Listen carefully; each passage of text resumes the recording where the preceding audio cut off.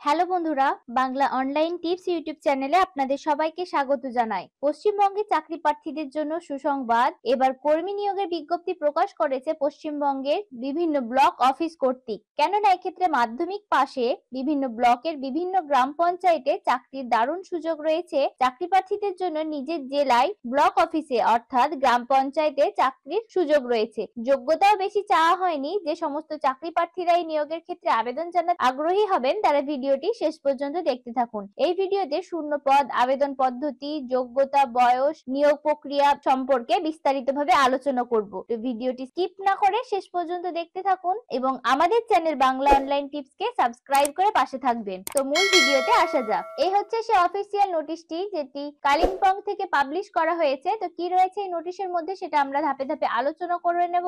তো এই নিয়োগের ক্ষেত্রে যারা আবেদন জানাতে চায় তাদের মূলত সামাজিক স্বাস্থ্যকর্মী পদে নিয়োগ করা হবে। তো কালিম্পং 1, লাভা, পেডং, গরুবাথান এই 4টি ব্লক থেকে কিন্তু কর্মী নিয়োগ করা হবে। তো কি কি যোগ্যতা চাওয়া হয়েছে সেটা আমরা এখানে আলোচনা করে নেব। তো আবেদনকারীকে ওই এলাকার বা গ্রামের বা স্বাস্থ্য কেন্দ্রের বাসিন্দা হতে হবে যে জায়গার জন্য সে অ্যাপ্লাই করবে। আবেদনকারীকে অবশ্যই মহিলা হতে হবে এবং পাশাপাশি বিবাহিতা বা বিধবা অথবা বিবাহ বিচ্ছিন্না হতে হবে। বয়স সীমা 30 থেকে সর্বোচ্চ 40-এর মধ্যে হবে, কিন্তু যারা এসসি এসটি ক্যান্ডিডেট থাকবে তাদের ক্ষেত্রে এখানে 22 থেকে 40-এর মধ্যে বয়স হলে তারা আবেদন করতে পারবে। শিক্ষাগত যোগ্যতা হিসেবে তাদেরকে মাধ্যমিক পাস থাকতে হবে বা তার সমতুল্য পরীক্ষা পাস থাকতে হবে। যে সমস্ত যোগ্য চাকরি প্রার্থীরা আবেদন করবে তাদের মাধ্যমিক বা তার সমতুল্য পরীক্ষা দিয়ে থাকতে হবে, তবেই এই পদের জন্য আবেদন করতে পারবে। মাধ্যমিক পাশের উপর ভিত্তি করে নিয়োগ করা হবে এবং তার প্রাপ্ত নম্বরের উপর মেরিট লিস্ট তৈরি করা হবে। তো কিভাবে আবেদন করবেন? এই নিয়োগে আবেদনপত্র অফলাইন মাধ্যমে অর্থাৎ সরাসরি গিয়ে অথবা পোস্ট অফিসের মাধ্যমে জমা করার সুযোগ দেওয়া হবে। প্রথমে আবেদনকারীকে আবেদনপত্রটিকে A4 সাইজের পেজে প্রিন্ট করে নিতে হবে। তারপর সেই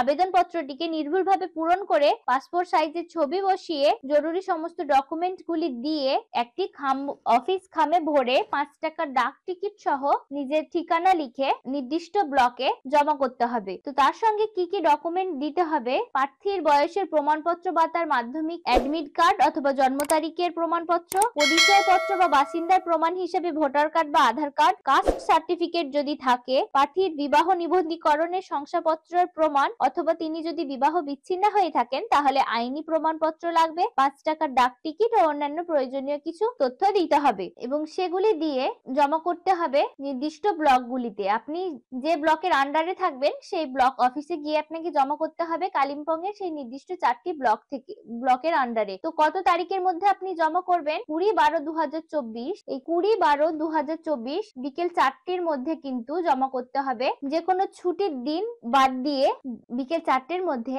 আপনি সরাসরি গিয়ে অথবা পোস্ট অফিসের মাধ্যমে এই আবেদনপত্রটি জমা করতে পারবেন। তো আবেদনপত্রটি কিন্তু এই নোটিশের সঙ্গে দিয়ে দেওয়া হয়েছে, সেটি আপনাদেরকে দেখিয়ে দিচ্ছি।